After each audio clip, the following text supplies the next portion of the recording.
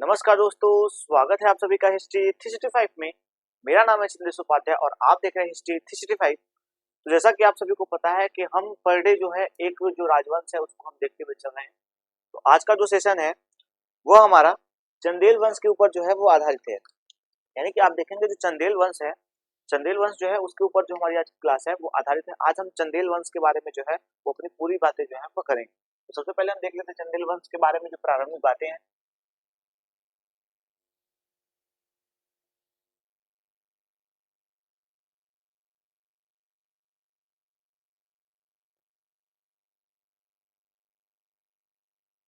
चंदेल वंश, आज हम चंदेल वंश के बारे में जो पूरी बातें हैं वो देखेंगे। सबसे पहले हम देखेंगे इनका जो संस्थापक था वो कौन था। तो इनका जो संस्थापक था इस वंश का,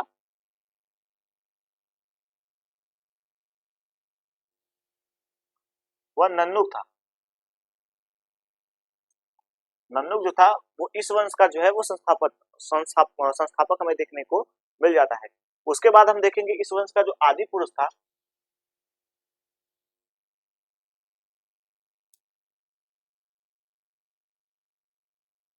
इस वंश का जो आदि पुरुष है उसके बारे में हम देखेंगे। तो उसका जो हमें नाम देखने को मिलता है चंद्रातीर्थ।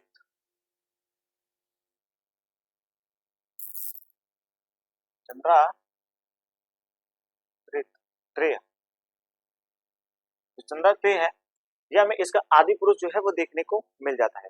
उसके बाद आपको बता दूं कि चंदेलों की जो कह सकते हैं कि स्वतंत्रता का जो जन्मदाता था, यहाँ पे मैं लिख देता हूँ चंदेलों की स्वतंत्रता।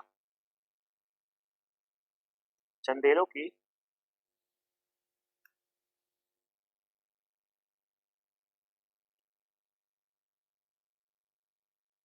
स्वतंत्रता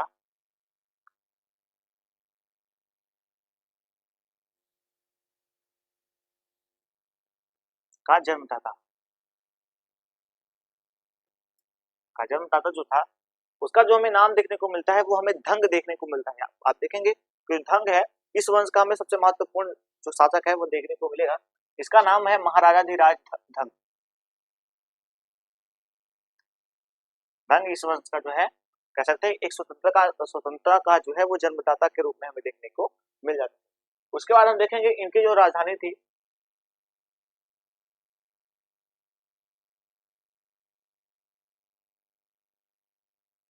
इनकी जो राजधानी हमें देखने को मिल जाती है उसका जो हमें नाम देखने को मिलता है वो मिलता है खजुराहो।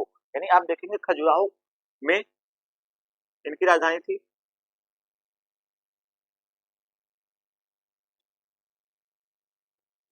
राहो, अब हम देख लेते हैं थोड़ा सा खजुराहो के बारे में जो महत्वपूर्ण तथ्य है वो हम देख लेते हैं। अगर हम देखेंगे तो इसका जो प्राचीनतम नाम हमें देखने को मिलता है खजुराहो का, जो इनकी राजधानी थी उसका हमें प्राचीनतम नाम जो है वो जजाक भुक्ति देखने को मिलता है।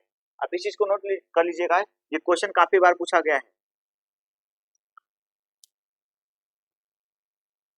इस नगर का नाम, सॉरी प्राचीन नाम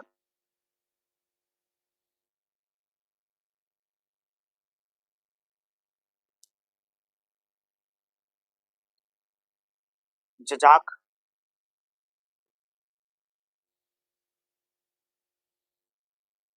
जजाक भुक्ति था। आपको बता दूं कि ये जो आप अगर आधुनिकता में जोड़ेंगे, तो अगर आप आधुनिक भारत देखेंगे तो ये आपको जो है, ये आपको जो है वो बुंदेलखंड में जो है वो देखने को मिलेगा। इनका जो आधुनिकता क्षेत्र, आधुनिक क्षेत्र में देखने को मिलता है वो बुंदेलखंड में जो है स्थित था। यानी कि इनका क्षेत्र अगर हम बात करें क्षेत्र की, क्षेत्र इनका बुंदेलखंड में,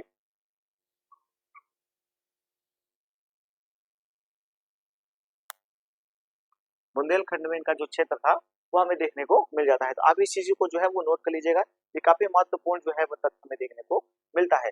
आपको बता दूं कि जो चंदेल शासक हैं इनको जो है, चंदेल शासकों को जो एक बात बता दूं कि चंदेल शासक ने सबसे पहले जो है वो आपको देखेंगे कि देवनागरी जो लिपि है उसके शिलालेख जो है वो उन्होंने लेख जो है वो लिखाने का जो है वो कार्य किया था। आप इस चीज को नोट कर लीजिएगा।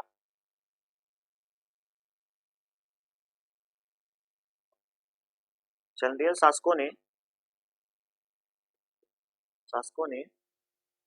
सर्वप्रथम सर्वप्रथम देवनागरी लिपि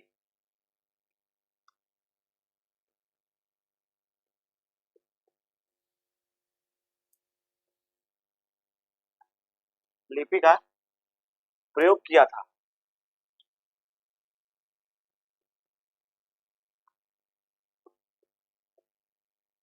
तो ये काफी महत्वपूर्ण चीजें हैं जो आप नोट कर लीजिएगा कि ये जो देवनागरी लिपि है इसका जो सर्वप्रथम प्रयोग था वो जो है वो चंदेल शासकों ने किया था। आपको बता दूं कि जो चंदेल थे वो प्रतिहारों के सामंत के रूप में हमें देखने को मिल जाते हैं।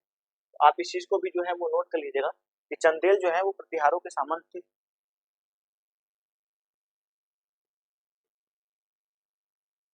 चंदेल प्रतिहारों के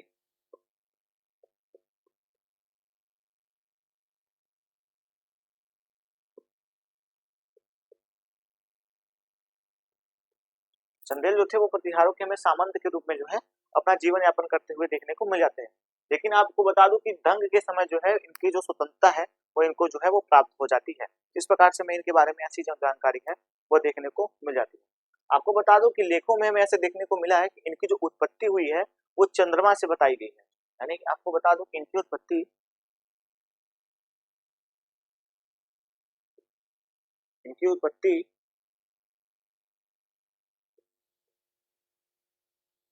लेखों में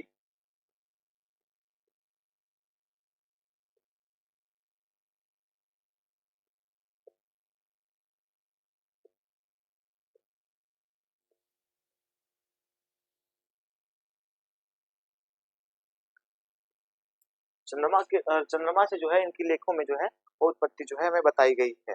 इस प्रकार से हमें इनके बारे में जो है वो जानकारी देखने को मिल जाती है। आपको बता दूं कि इस वंश का जो स्थापना हुई थी वो आप देखेंगे कि 831 ईस्वी में जो है वो नन्नुक ने किया था। जैसा कि मैंने आपको बताया कि नन्नुक ने किया था, तो आप इस चीज को भी जो है वो नोट कर लीजिएगा। इस वंश की उत्पत्ति इस वंश की स्थापना वंश की स्थापना इस वंश की जो स्थापना है वो हमें 831 ईस्वी में 831 ईस्वी में जो है वह नन्नुक ने की थी। नन्नुक ने किया।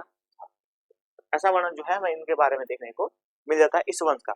इस वंश का सबसे सबसे जो कह सकते हैं कि प्रतापी हमें शासक देखने को मिलता है वो हमें देखने को मिलता है कि जो दंग है ये हमें इस वंश का सबसे प्रतापी शासक देखने को मिल जाता है। तो हम आगे इसके बारे में जो है वो चर्चा करेंगे। आपको बता दूं कि नन्नुक के बाद जो है इसके पश्चात जो है वो हर्ष शासक जो है वो बनते हैं। हर्ष जो शासक बनते हैं यहाँ पे आप इसको नोट कर लीजिएगा कि नन्नुक के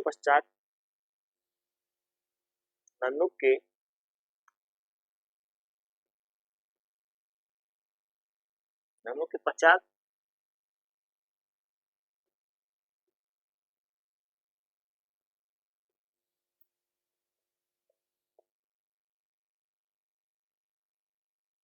नन्नुक के पश्चात जो है वो हर्ष शासक बनते हैं। ऐसा हमें इनके बारे में वर्णन देखने को मिल जाता है। आपको बता दूं कि ऐसा कहा जाता है कि हर्ष ने जो है वो इनके साथ कई युद्ध लड़ने के बाद आप देखेंगे प्रतिहारों के साथ कई युद्ध मतलब कि प्रतिहारों के साथ मिल करके इनके जो दुश्मन थे उनसे इन्होंने कई युद्ध लड़े थे और उस युद्ध में इन्होंने लड़ा था उसमें जीता था। उसी समय से इनकी जो दास्ता थी यानी कि आप देखेंगे कि इनके बारे में जो हमें जानकारी देखने को मिलती है कि हर्ष जो है कह सकते हैं कि एक तरीके से हम इसको कह सकते हैं कि इनकी स्वाधीनता में बस नाम मात्र के उसके अधीन रह गए थे। यानी कि इनकी जो स्वाधीनता थी वो जो थी कह सकते हैं हर्ष के समय ही जो है वो प्राप्त हो गई थी। ऐसा हमें वर्णन कई जगहों पे देखने को मिल जाता है। इस प्रकार से हमने हर्ष के बारे में अभी देखा। हर्ष के बारे में देखने के बाद हम देखेंगे अब जो हमारी अब की क्लास है जो हमारी अब क्लास है वो हमारा इसके अगले मतलब इसके जो हमें प्रारंभिक शासक देखने को मिल जाते हैं उनके ऊपर जो है वो हम चर्चा करते हुए चलेंगे। हम उनके ऊपर जो है चर्चा करते हुए चलेंगे। तो चलिए जैसा कि हमने आपको नन्नुक के बारे में बताया उसके बाद हर्ष के बारे में बताया। तो हर्ष और नन्नुक जो थे वो एक मतलब कह सकते हैं कि हमें छोटे शासक देखने को मिलते हैं। इनके बारे में कुछ महत्वपूर्ण तथ्य जो है वह देखने को नहीं मिलते। नन्नुक के बारे में सिर्फ इतना ही पूछा जाता है कि यह किसने इस वंश की स्थापना की थी, तो उनके बारे में इतना ही क्वेश्चन पूछा जाता है। अब हम देखेंगे इस वंश के जो है नेक्स्ट शासक जिनका नाम हमें देखने को मिलता है यशोवर्मन। यशोवर्मन आप जो है इस चीज को जो वो नोट करते हुए चलिएगा। यशोवर्मन की जो उपाधि थी उसको आप देख लीजिएगा। इनकी जो हमें उपाधि देखने को मिलती है वो लक्ष्मण वर्मन की देखने को मिलती है।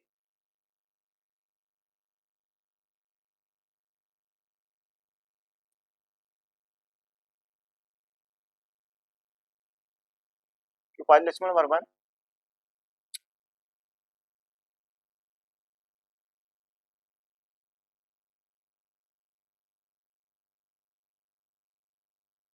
इनकी उपाधि जो थी वो लक्ष्मण वर्मन की हमें देखने को मिल जाती है। यानी कि आप देखें कि लक्ष्मण वर्मन की जो उपाधि है वो हमें इनके बारे में देखने को मिलता है।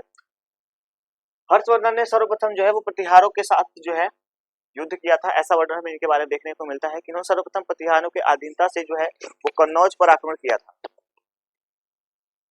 आदि ने उन्हें कन्नौज पर जो है आक्रमण किया था।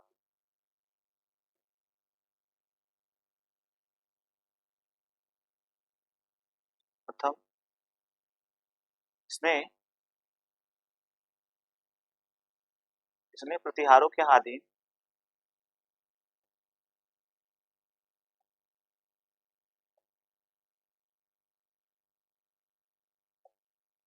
प्रतिहारों के अधीन जो है वह कन्नौज पर आक्रमण किया।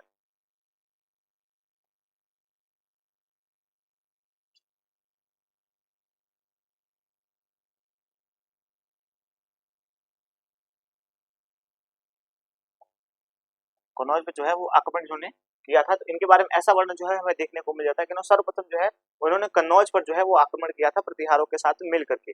यानी कि आप देखेंगे इस युद्ध के बाद आप देखेंगे कि राष्ट्रकूटों ने इसके बाद इन्होंने राष्ट्रकूटों के जो कालंजर दुर्ग है उसको जीत लिया था। एक महत्वपूर्ण युद्ध और हमें इनका देखने को मिलता है। इसके पश्चात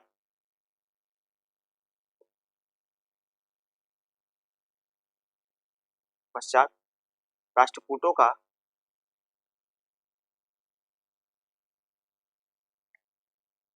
कालिंजर कालिंजर दुर्ग दुर्ग इसने जीत लिया था। इसने जीत लिया था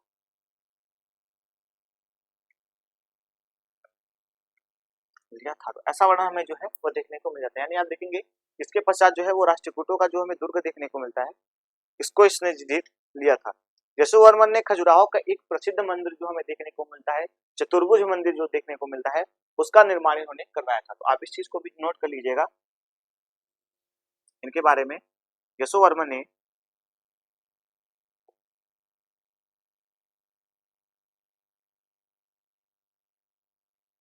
खजुराहो का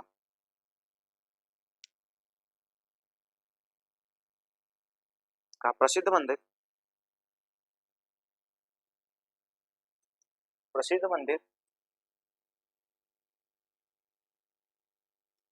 मंदिर चतुर्भुज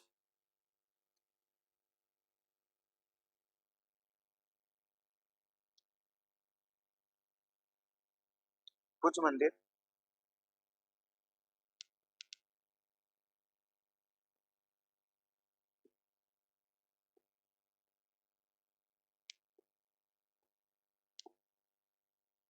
करवाया, ऐसा वर्णन हमें इनके बारे में देखने को मिल जाता है। और हम देखेंगे इनके बाद जो है वो महाराजा धीराज जो है वो धंग जो है वो शासक बनते हैं। यानी कि इनके पश्चात जो है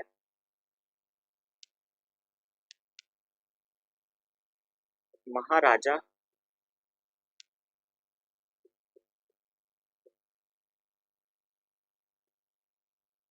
धीराज धंग इस वंश के जो है वह शासक के रूप में हमें देखने को मिल जाते हैं। यानी कि अब हम जो है इनके बाद जो है इनके ऊपर जो है वो चर्चा अपनी क्लास में करेंगे। तो सबसे पहले हम एक बार इनका जो है वो रिवाइज करते हुए चलते हैं ताकि आपको जो सारी बातें हैं वो इसमें जो है वो स्पष्ट रूप से जो है वो देखने को मिल जाए। तो जैसा कि आप सभी को पता है कि आज का जो हमारा सेशन है वो चंदेल वंश के ऊपर जो है वो आधारित है। तो चंदेल वंश के बारे में जो है वो हम बात करेंगे। चंदेल वंश के जो आप संस्थापक के रूप में जो हमें शासक देखने को मिलते हैं, इनका जो हमें नाम देखने को मिलता है वो हमें नन्नुक देखने को मिलता है। यानी कि आप देखेंगे जो नन्नुक है वो इस वंश के हमें संस्थापक के रूप में देखने को मिल जाते हैं। अब बात करें इनकी आदि पुरुष की, यानी कि जो इनके आदि पुरुष का नाम हमें देखने को मिलता है, तो आप देखेंगे कि आदि पुरुष का नाम देखने को मिलता है चंद्रेत्रेय। यानी कि आप देखेंगे जो चंद्रात्रेय है वो इस वंश के हमें आदि पुरुष जो है वो देखने को मिल जाते हैं। आपको बता दूं कि चंदेलों की स्वतंत्रता के जो जन्मदाता है वो हमें महाराजाधिराज जो धंग है वह देखने को मिलता है, यानी कि आप इनके शॉर्ट नाम को धंग को जो है वो याद कर सकते हैं। तो चंदेलों की स्वतंत्रता के जो जन्मदाता थे वो धंग थे, मैं इनके बारे में ऐसा जो जानकारी है वो देखने को मिल जाता है। उसके बाद हम बता दें आपको कि इनकी जो राजधानी है वो हमें खजुराहो देखने को मिलती है। खजुराहो का एक बहुत ही प्रसिद्ध नाम जो हमें प्राचीन नाम देखने को मिलता है वह जजाजी भुक्ति था, यानी कि आप देखें खजुराहो का जो हमें प्राचीन नाम देखने को मिलता है वह हमें जजागी भुक्ति था। जो जजागी भुक्ति था यह एक महत्वपूर्ण जो है वो इनके नगर के रूप में जो है हमें देखने को मिल जाता है, यानी कि प्राचीन काल में हमें जजाग भुक्ति एक नगर के रूप में देखने को मिलता है जिसका नाम हमें खजुराहो देखने को मिलता है आधुनिक काल में। उसके बाद हम आपको बता दें कि जो इसका क्षेत्र था, यानी कि इस चंदेल राज्य का जो एक क्षेत्र हमें देखने को मिलता है, तो अगर हम आधुनिक भारत में देखें तो वो हमें जो कह सकते हैं कि बुंदेलखंड है वहां का जो क्षेत्र है वो चंदेलों का जो है वो क्षेत्र निवास स्थान कह सकते हैं कि उस समय इन्होंने अपना जो राज्य जो जिसको निर्माण इन्होंने किया था वो उनका बुंदेलखंड में स्थित था। उसके बाद आपको बता दूं कि सर्वप्रथम जो चंदेल शासक थे, चंदेलों के बारे में बहुत महत्वपूर्ण जो तथ्य है वो मैं आपको बताता हूँ कि जो चंदेल शासक थे वो सर्वप्रथम हमें देखने को मिलते हैं उन्होंने देवगढ़ नाम जो लिपि है, यानी कि देवनागर लिपि जो है इसका प्रयोग अपने लेखों में जो है वो सर्वप्रथम पहली बार इन्होंने किया है। तो ऐसा वर्णन हमें इनके बारे में देखने को मिल जा रहा है। इनकी उत्पत्ति के लेखों में अगर इनकी उत्पत्ति के बारे में बात करें तो इनके लेखों में हमें कई जगह लेखों में ऐसे हमें वर्णन देखने को मिले हैं। इनका जो उत्पत्ति है वो हमें चंद्रमा से देखने को मिलता है, यानी कि आप देखेंगे जो चंद्रमा है उससे इनकी उत्पत्ति जो है वो हुई है। इस वंश के जो संस्थापक इस वंश के संस्थापक आप देखें स्थापना जो हुई है वो हमें 831 ईस्वी में जो है वो नन्नुक द्वारा किया गया था, यानी कि जो नन्नुक थे वो इस वंश के संस्थापक थे। ये 831 ईस्वी में जो है वो कह सकते हैं कि इस वंश की स्थापना उन्होंने किया था। ऐसा वर्णन हमें इनके बारे में देखने को मिलता है। आपको बता दूं कि नन्नुक के पश्चात जो है वो हर समय एक शासक के रूप में देखने को मिल जाते हैं, यानी कि नन्नुक के बाद जो है वो हर शासक बनते हैं, लेकिन इनके बारे में हमने कुछ महत्वपूर्ण जो बातें थी वो देखी नहीं तो इसको हमने छोड़ने का जो है वो प्रयास किया।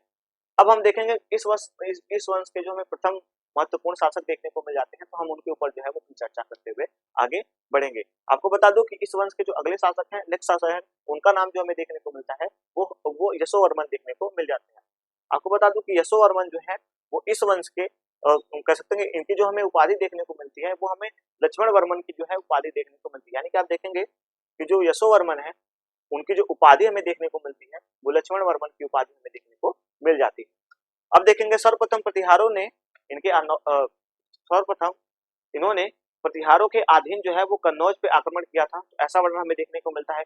ऐसा कई जगहों पे ऐसा विद्वानों का मानना है कि जब इन्होंने प्रतिहारों की ओर से जो है वो राष्ट्रकूटों से जब युद्ध लड़ा था, तो जब राष्ट्रकूटों से लड़ा था युद्ध में, तो जब इनको विजय प्राप्त हुई थी तो इनको जो है वो कह सकते हैं कि इनकी जो प्रतिहारों के ऊपर जो इनकी स्वाधीनता थी वो कह सकते हैं कि जब नाम मात्र के इनके अधीन रह गए थे, यानी कि आप देखेंगे जो हमें या इनके सामंत देखने को मिलते थे वो उनके नाम मात्र के सामंत रह जाते हैं, यानी कि कह सकते हैं कि इनकी स्वतंत्रता का एक तरीके से जन्मदाता जो है वो हम यशोवर्मन को जो है मान सकते हैं।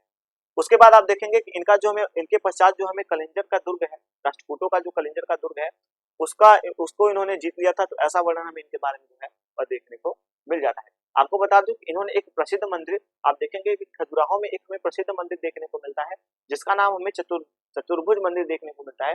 उसका जो निर्माण कार्य है वो इन्होंने अपने शासन काल में जो है वो करवाया था।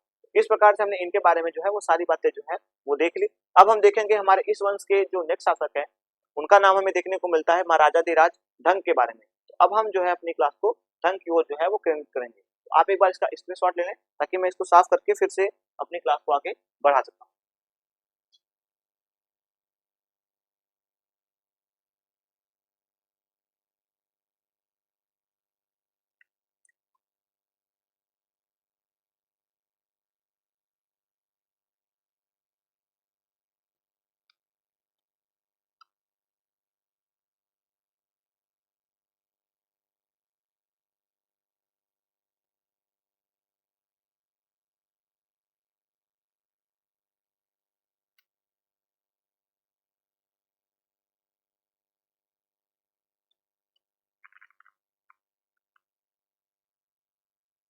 चलिए अपनी क्लास को हम जो है वो आगे बढ़ाते हैं। अब हम देखेंगे महाराजा धीराज जो है वो धंग के बारे में, इस वंश के नए शासक।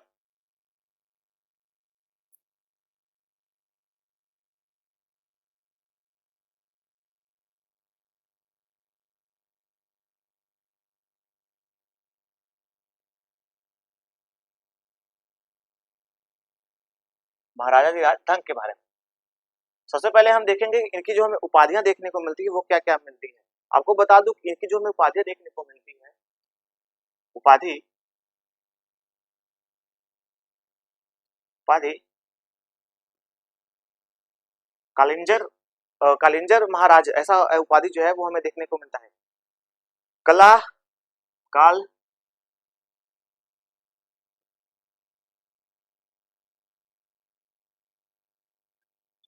कालर जीत जो है उपाधि हमें देखने को मिलती है।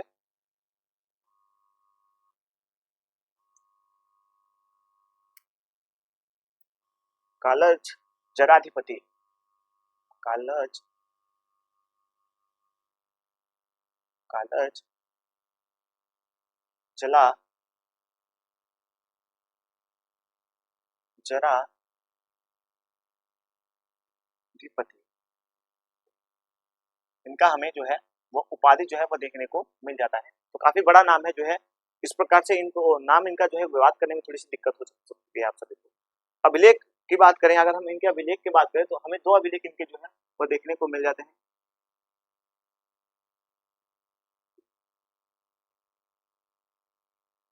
अभिलेख की बात करें तो अभिलेख हमें जो देखने को मिलते हैं, खजुराहो के अभिलेख,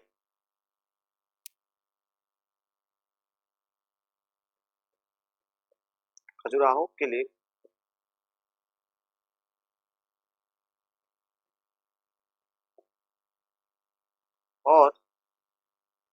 और नयन का अभिलेख, नन्नय का अभिलेख, अभिलेख, इनके दो अभिलेख हमें जो है वो क्रमशः देखने को मिल जाते हैं। एक खजुराहो का अभिलेख हमें देखने को मिलता है, एक नन्नय का अभिलेख जो है वो हमें देखने को मिलता है। ग्वालियर विजय को जो है वो धंग का सबसे महत्वपूर्ण विजय माना जाता है।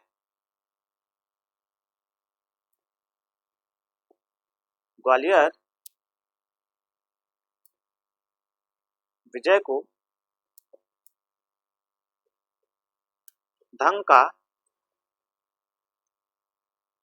सबसे महत्वपूर्ण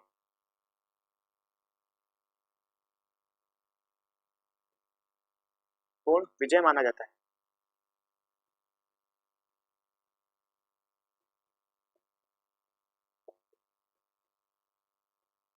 जाता है।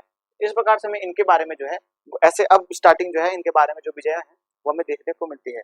इसी विजय में आप देखेंगे कि जो नाम मात्र का कह सकते हैं कि यह प्रतिहारों के सामंत थे, आजादी मिल जाती है। यानी कि आप देखेंगे इस युद्ध के बाद, यहाँ पे मैं लिख देता हूँ, इस विजय के बाद, विजय के बाद चंदेलों को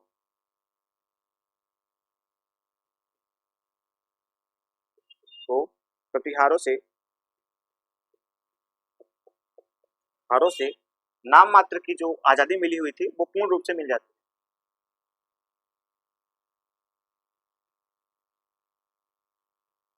की स्वतंत्रता से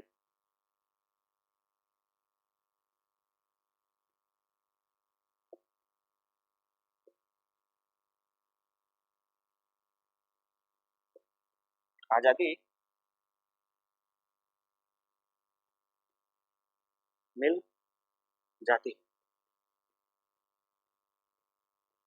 यानी कि इसके बाद आप देखेंगे कि इनको जो है इस युद्ध के बाद जो है वो पूर्ण रूप से जो है वो आजादी हमें देखने को मिल जाती है। इसके बाद आप देखेंगे कि धंग जो थे वो सर्वप्रथम इन्होंने कालिंजर के जो है वो विजय को अपनी राजधानी बनाई थी। यानी कि आप देखेंगे कि कालिंजर को जो इन्होंने अपनी पहली राजधानी जो है वो बनाई थी, सर्वप्रथम इन्होंने कालिंजर को अपनी राजधानी बनाई थी।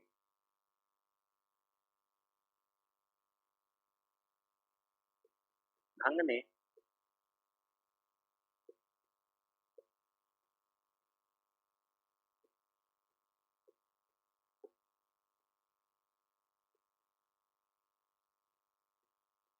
अपनी राजधानी बनाई,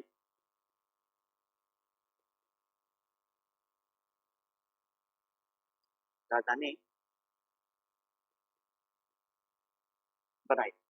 ऐसा वर्णन हमें इनके बारे में देखने को मिलता है कि इन्होंने सर्वप्रथम जो है वो कालिंजर को जो है वो अपनी राजधानी जो है वो बनाई थी। इस प्रकार से हमें इनके बारे में ये सारी वर्णन जो है वह देखने को मिल जाते हैं। इसके बाद इन्होंने खजुराहो को जो है चंदेलों की राजधानी बनाई थी।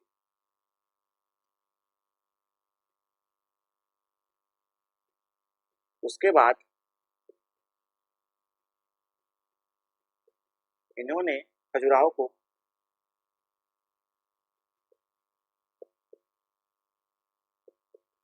को चंदेलों की राजधानी बनाई।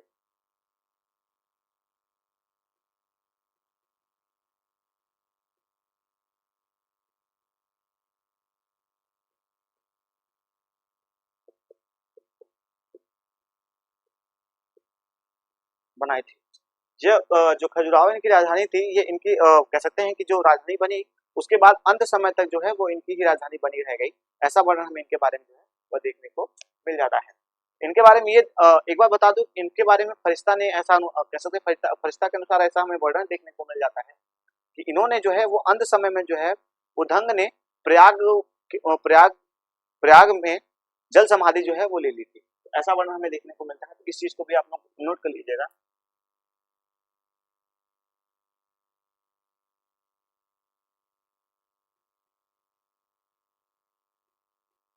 फरिश्ता के अनुसार अंत समय में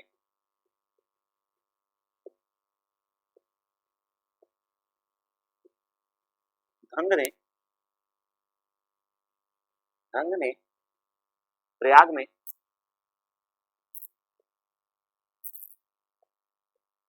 जल समाधि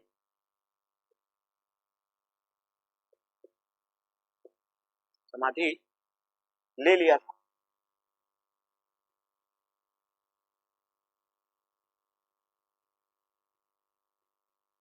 यानी कि आप देखेंगे प्रयाग के गंगा में इन्होंने जो है वो जल समाधि जो है वो ले लिया था। तो ऐसा वर्णन हमें इनके बारे में देखने को मिल जाता है।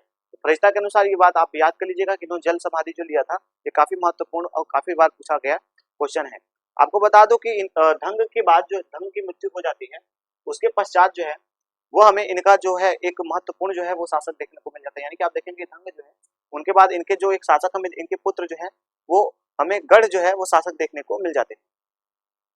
तो मैं जो है इस बात यहाँ पे मैं लिख देता हूँ, इसको आप नोट कर लीजिएगा कि धंग के पश्चात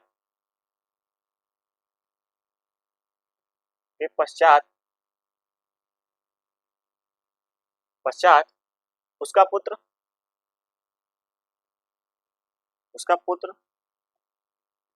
पुत्र पण पण इसका जो हमें टाइम पीरियड देखने को मिल जाता है। आपको बता दें इसका टाइम पीरियड जो है वो हमें देखने को मिल जाता है 1002 से 1019 ईस्वी तक। 1002 से 1019 ईस्वी तक जो है वो शासन करता है, शासक बनता है।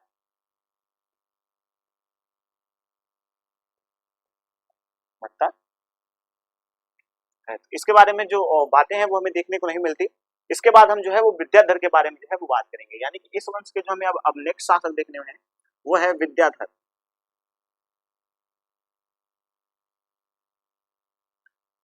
विद्याधर के बारे में हम जो है वो बात करेंगे। अब हम विद्याधर के बारे में बात करेंगे। इनका भी टाइम पीरियड जो है वो 1019 से लेकर के 1029 ईस्वी तक देखने को मिलता है। 1019 से लेकर के 1029 तक जो है वो शासन काल जो है वो हमें देखने को मिल जाता है। तो चलिए एक बार जो है हम इनके ऊपर जो है वो चर्चा कर लेते हैं, ताकि आपको जो सारी बातें हैं वो एकदम क्लियर हो जाए। तो जैसा कि आप सभी को पता है कि अब हम जो चंदेल वंश के नेक्स्ट शासक थे महाराजा धीराज धंग के बारे में जो है वो बात कर रहे थे। तो यानी कि महाराजा धीराज जो धंग है इनके बारे में हम बात कर रहे हैं, तो यह इस वंश के सबसे महत्वपूर्ण शासक के रूप में जो है वो हमें देखने को मिल जाते हैं। आपको बता दूं इनकी जो हमें उपाधि देखने को मिलती है वो काल जराधिपति जो है वो हमें देखने को मिलते हैं। यानी कि काल जराधिपति जो है वो इनकी उपाधि हमें देखने को मिल जाती है। अभिलेख में आप देखेंगे इनके अभिलेख जो हमें देखने को मिले हैं, इनके दो अभिलेख हमें देखने को मिले हैं, खजुराहो के अभिलेख और नन्नय का अभिलेख। यानी कि आप देखें खजुराहो के जो अभिलेख हैं और नन्नय के जो अभिलेख हैं वो हमें इनके शासनकाल में जो है वो देखने को मिल जाते हैं, इनके द्वारा लिखे गए। ग्वालियर आपको बता दूं कि उन्होंने ग्वालियर विजय के बाद जो है वो धंग का सबसे महत्वपूर्ण जो है वो विजय माना जाता है। यानी कि धंग का जो विजय है वो धंग की जो पहली विजय हमें देखने को मिलती है वो ग्वालियर का विजय है, और ग्वालियर का विजय इनके जीवन के सबसे महत्वपूर्ण विजय जो है वो मानी जाती है, क्योंकि इसी के बाद जो है वो चंदेलों ने जो है वो प्रतिहारों की नाम मात्र की जो उनके अधीन रह रहे थे, अधीनस्थ थे, उनसे उन्हें जो है वो पूरी तरीके से जो है वो स्वतंत्रता जो है वो मिल जाती है। इसके इसलिए इनको जो है वो चंदेल वंश का जन्मदाता, चंदेल वंश के स्वतंत्रता का जो है वो जन्मदाता जो है वो कहा जाता है। उसके बाद आपको बता दूं कि जो धंग है वो सर्वप्रथम इन्होंने कालिंजर को ही अपनी राजधानी बनाई थी। यानी कि आप देखेंगे सर्वप्रथम इन्होंने कालिंजर विजय के बाद कालिंजर को ही अपनी राजधानी बनाई थी। उसके पश्चात जो है इन्होंने खजुराहो को अपनी राजधानी बनाई थी। यानी कि आप देखें खजुराहो को जो इन्होंने अपनी राजधानी बनाई थी, तो आप देखें खजुराहो को राजधानी बनाने के बाद ये जो है अंत समय तक, चंदेलों के अंत तक जो है वो हमें इनकी राजधानी जो है वह देखने को मिल जाती है। आपको बता दो कि फरिश्ता के अनुसार, ऐसा हमें कई जगह लेखों में भी ऐसा वर्णन जो है वो हमें देखने को मिला है। तो फरिश्ता के अनुसार अगर हम बात करें तो धंग ने जो है वो प्रयाग के पास, जो कह सकते हैं कि अंत समय में धंग ने जो है वो प्रयाग में अपनी जो है वो जल समाधि जो है वो ले लिया था। ऐसा वर्णन हमें इनके बारे में देखने को मिल जाता है। एक बात और आपको बता दूं कि जो धंग थे, इनके पश्चात जो है वो हमें इनका पुत्र जो पण है वह शासक बना हुआ देखने को मिल जाता है। यानी कि आप देखेंगे पण जो है, गढ़ जो है वो हमें इनका शासक जो है वो बना हुआ देखने को मिल जाता है। इसका जो हमें टाइम पीरियड देखने को मिलता है वो 1002 से लेकर के 1019 तक का जो समय है वो इसका हमें टाइम पीरियड देखने को मिल जाता है। एक महत्वपूर्ण बात आपको बता दूं कि जो कह सकते हैं कि जो महाराज धीराज जो धंग है, इनके समय में आप देखें खजुराहो में जो महत्वपूर्ण मंदिरों का निर्माण है वो हुआ है। यानी कि आप देखेंगे अधिकांश जो हमें मंदिर जो देखने को मिले हैं खजुराहो में वो इन्हीं का देन है। यानी कि इन्होंने ही बनवाया था। इसका अगर हम उदाहरण पे देखें तो जिननाथ का प्रसिद्ध मंदिर, विश्वनाथ का मंदिर, उसके बाद आप देखेंगे कि बैजनाथ का जो मंदिर है वो हमें महत्वपूर्ण उदाहरण के रूप में देखने को मिल जाता है, जिसका निर्माण धंग ने अपने शासनकाल में खजुराहो में जो है वो करवाया था। इस प्रकार से हमें इनके बारे में जानकारी देखने को मिल जाती है। उसके बाद हमने इनके पुत्र के बारे में देखा और इनके पुत्र के बाद फिर हम देखेंगे विद्याधर के बारे में, जो इस वंश के अब हमें अगले महत्वपूर्ण शासक के रूप में है वो देखने को मिल जाते हैं। तो अब हमारा जो क्लास है वो विद्याधर के ऊपर जो है वो आधारित होगा। तो आप इसका एक बार स्क्रीनशॉट लें ताकि मैं इसको साफ करके आगे जो है वो अपनी क्लास बढ़ा सकूं।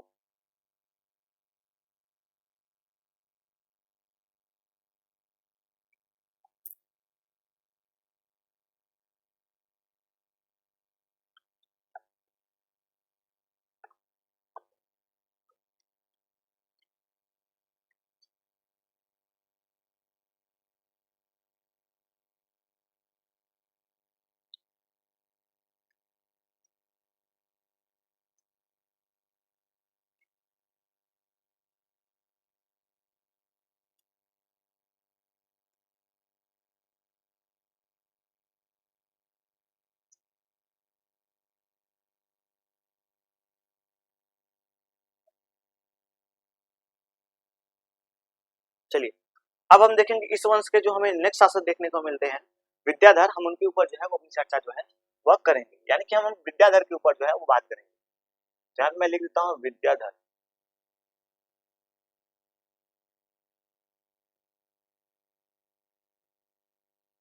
विद्याधर विद्याधर के ऊपर जो है वो भी चर्चा करेंगे। इनका जो हमें टाइम पीरियड देखने को मिलता है 1002 से लेकर के 1019 ईस्वी तक का टाइम जो है वो हमें देखने को मिल जाता है कि इनका जो टाइम में है वो 1002 से लेकर के 1019 तक का जो टाइम पीरियड है वो हमें इनका देखने को मिल जाता है। आपको बता दूं कि विद्याधर जो थे उन्होंने पाल शासक, यानी कि आप देखेंगे प्रतिहार शासक राज्यपाल को जो है के ऊपर जो है वो आक्रमण करके उन्हें जो है वो मार डाला था। ऐसा वर्णन हमें इनके बारे में देखने को मिल जाता है। यानी कि आप देखेंगे कि विद्याधर के बारे में हमें ऐसी जानकारी देखने को मिलती है।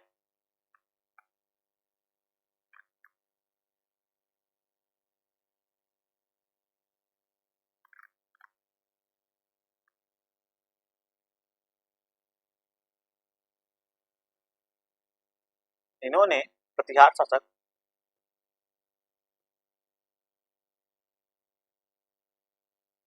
आप देखेंगे इन्होंने जो प्रतिहार हमें शासक देखने को मिले हैं, राज्यपाल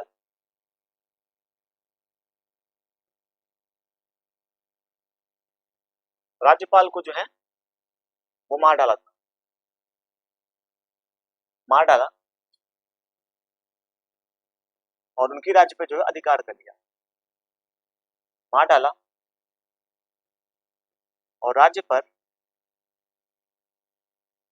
अधिकार कर लिया।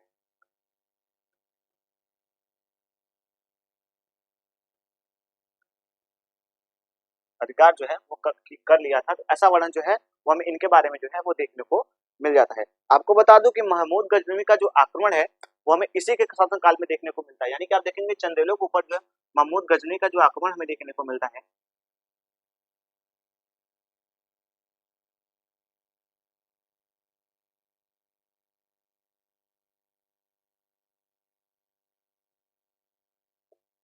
महमूद गजनवी का आक्रमण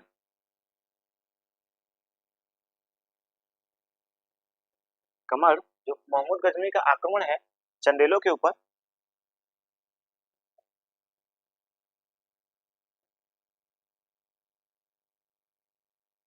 चंदेलों के ऊपर वह हमें इसी के शासनकाल में देखने को मिलता है। चंदेलों के ऊपर इसी के समय हुआ था। इस चीज को आप नोट कर लीजिएगा, ये काफी महत्वपूर्ण तथ्य है। ये जब महमूद गजनवी का आक्रमण हुआ था तो उस समय चंदेल के जो शासक थे वो कौन थे, तो आपको याद रखना है कि वो विद्याधर थे। विद्याधर जो थे वो उस समय जो है वो चंदेलों के जो है वो शासक के रूप में जो है वो अपना कार्य कर रहे थे। आपको बता दूं कि विद्याधर जो थे जब चंदेलों का जब महमूद गजनवी का इनके ऊपर आक्रमण होता है तो ये जो थे वो एक रात तक इन्होंने अपना शिविर जो है वो महमूद गजनवी के सामने लगा रखा था। लेकिन उसके बाद इन्होंने जो है इनके बीच जो है वो संधि शायद हो जाती है, तो युद्ध नहीं होता। तो युद्ध नहीं हुआ होता तो युद्ध का जो वर्णन है वो हमें देखने को नहीं मिलता, लेकिन युद्ध जैसी परिस्थिति जो थी वो पैदा जरूर हो गई थी। ऐसा वर्णन हमें जो है वह देखने को मिल जा रहा है। उसके बाद इन दोनों में जो है वो संधि हो जाती है और ये अंत समय तक जो है वो इनका जो कह सकते हैं संबंध था वो प्रिय बना हुआ रहा। यानी कि आप देखेंगे कि मैत्रीपूर्ण जो था वो इनका संबंध बना हुआ हमें देखने को मिल जाता है। विद्याधर ने जो परमार आपको बता दूं कि विद्याधर जो थे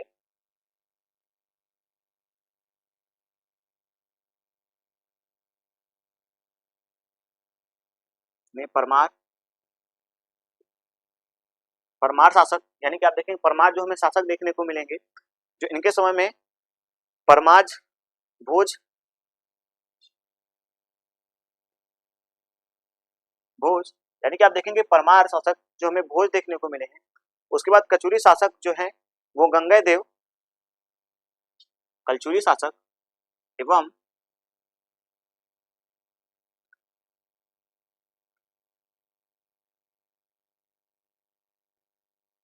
कलचुरी शासक गंगेय देव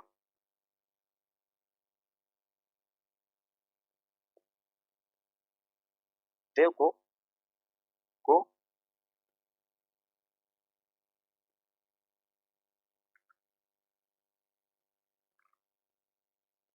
किया था। यानी कि इनको जो है वो इसने जो है वो पराजित किया था। ऐसा वर्णन हमें इनके बारे में जो है वो देखने को है मिल जाता है। उसके बाद हम देखेंगे कि इनके बारे में एक और महत्वपूर्ण जो बातें हैं वो हमें देखने को मिलती है। अब हम देखेंगे इस वंश के जो हमें नेक्स्ट शासक देखने को मिलेंगे उनका जो हमें नाम देखने को मिलता है अंतिम और नेक्स्ट शासक जो है वो हमें देखने को मिल जाते हैं। इनका जो हमें नाम देखने को मिलता है परम द्विवेद। द्विवेद जो है इनका नाम हमें देखने को मिलता है, तो आप इसको नोट कर लीजिएगा। परम त्रिदेव इनका जो है वो हमें नाम देखने को मिलता है। वह इस वंश के अंतिम महान शासक हमें जो है वह देखने को मिल जाते हैं। आप देखेंगे यह चंदेल वंश के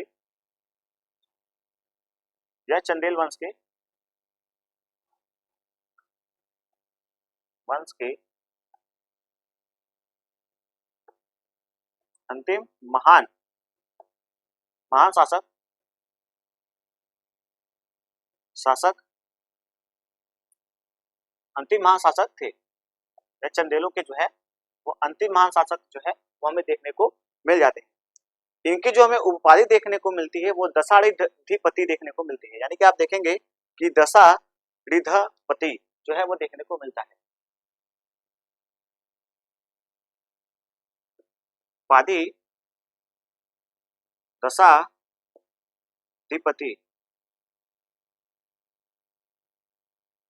दशाधिपति जो है वो हमें इनकी जो है उपाधि जो है वह देखने को मिल जाती है। तो आप इस बात को जो है वो नोट कर लीजिएगा। आपको बता दूं कि चंदेल सेना में दो हमें सेना नायक देखने को मिलते हैं जिनका वर्णन जो है वो बहुत ज्यादा ही हमें देखने को मिलता है।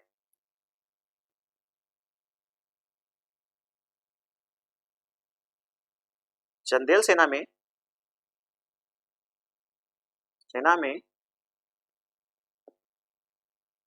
सेनानायक, दो सेनानायक अल्लाह, अल्लाह और उदल, और उदल दल इसी समय में हुए थे।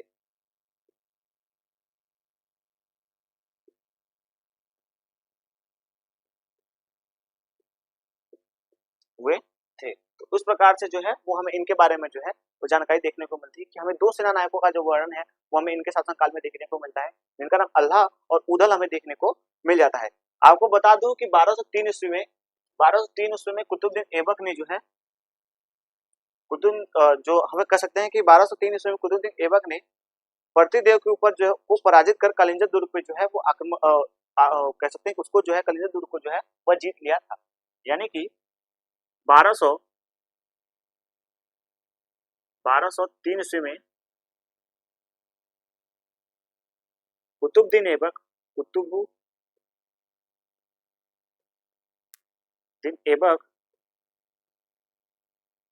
कुतुबुद्दीन ऐबक जो है, कुतुबुद्दीन ऐबक के बारे में जो हमें जानकारी देखने को मिलती है। कुतुबुद्दीन ऐबक जो थे इन्होंने जो है वो 1203 ईस्वी में जो है वो इनके ऊपर आक्रमण कर दिया था, जो इनका नाम देखने को मिलता है। कुतुबुद्दीन ऐबक ने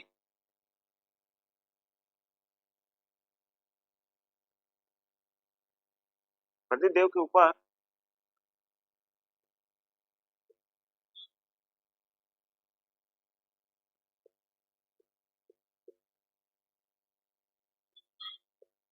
कर दिया था। ऐसा वर्णन जो हमें देखने को मिलता है। इन्होंने इसके ऊपर आक्रमण किया था, उसके बाद इनका जो कलिंजर दुर्ग है उसको जीत लिया था। तो कलिंजर दुर्ग को इन्होंने जीत लिया था। उसके बाद आप देखेंगे कि अंततः 1305 ईस्वी में जो है वो चंदेल राज्य को जो है वो कह सकते हैं दिल्ली सल्तनत में जो है वो मिला लिया जाता है। तो ऐसा वर्णन हमें देखने को मिल जाता है। इस चीज को जो है वो आप नोट कर लीजिएगा। यहाँ पे मैं लिख देता हूँ कि कलिंजर दुर्ग पे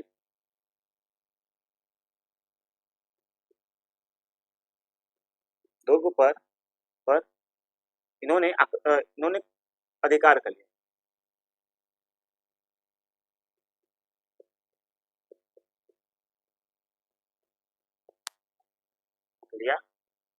था। उसके बाद आपको बता दूं कि अंत समय में अंततः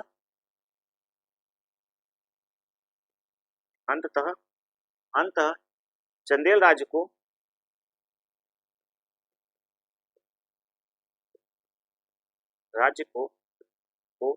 1305 ईस्वी में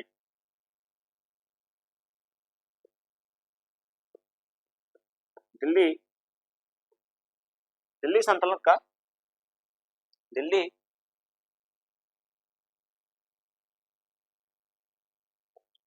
लत पर दिल्ली सल्तनत में मिला लिया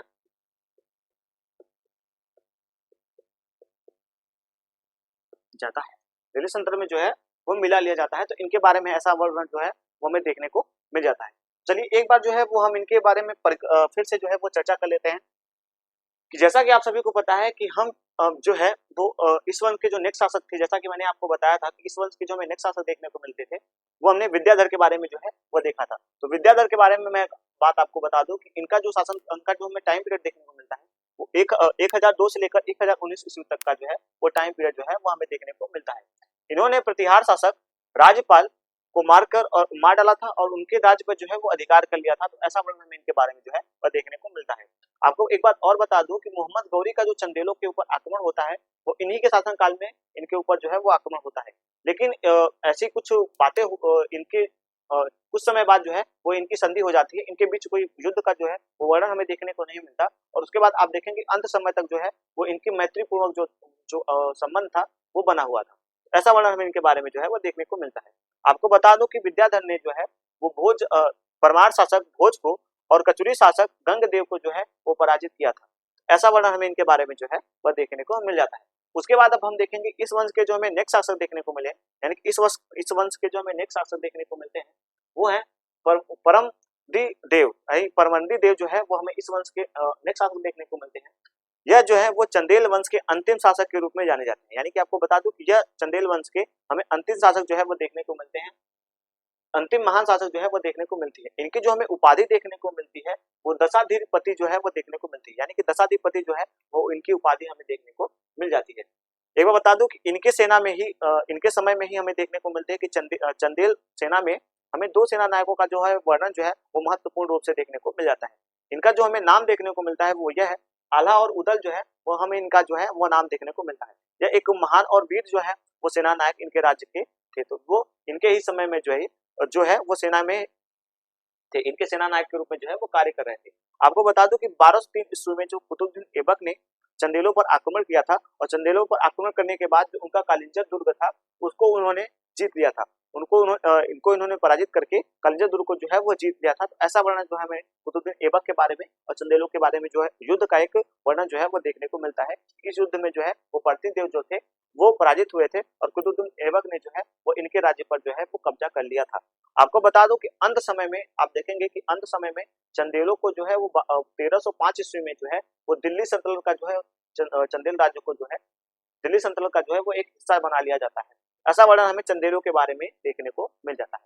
इस प्रकार से आज हमने चंदेलों के बारे में देखा, यानी चंदेल वंश के बारे में देखा। जो चंदेल वंश थे उनके बारे में संपूर्ण जो बातें थी मैंने आपको बताने का जो है वो प्रयास किया।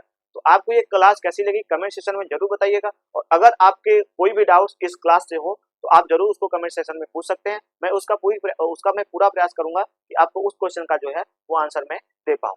तो आपको ये क्लास कैसा लगा कमेंट सेक्शन में जरूर बताइएगा। चलते हैं, जय हिंद।